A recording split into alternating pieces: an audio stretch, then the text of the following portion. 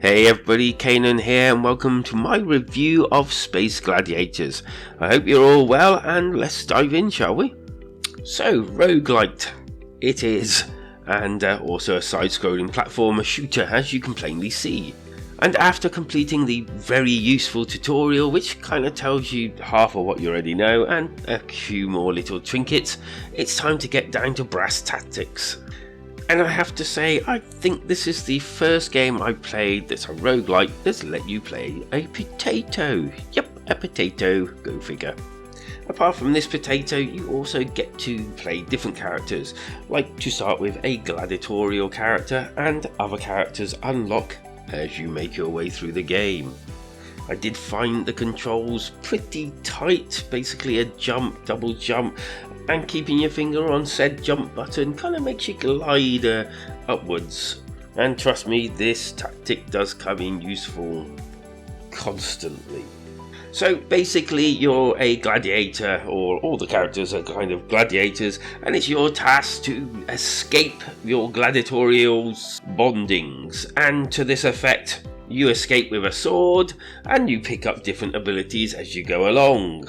And these are pretty wacky to say the least. And abilities can range from offensive and defensive, and projectiles and all sorts of different things, really too many to mention in, well, the time that we have here.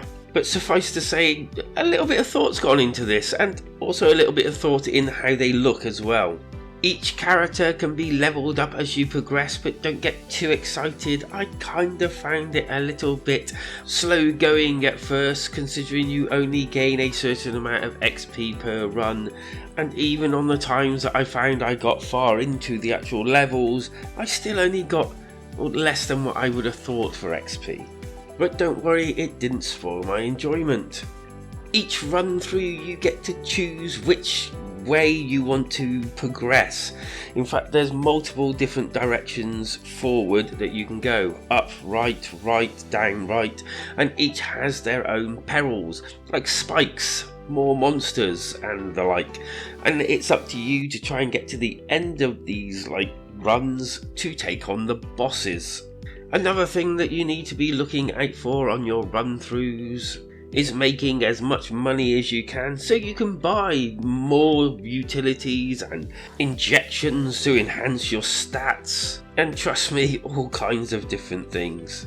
One of my main attractions to this game is basically that there is so much going on all at once. Even when there aren't monsters on the screen, there is always something to avoid, smash up, collect, or just generally do.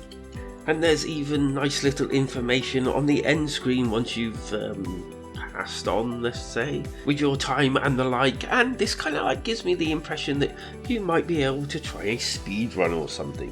In addition to all of this, you do get in the main menu a section where you can go and look at the challenges that you've completed, such as, I don't know, die for the first time, kill 100 enemies, defeating the first arena of the whole. And also there's a discoveries menu where you can look at the items you've discovered and even the enemies that you've defeated so far. Graphically, Space Gladiators did look decent. I had no slowdown or anything, and it held its frame rate quite well.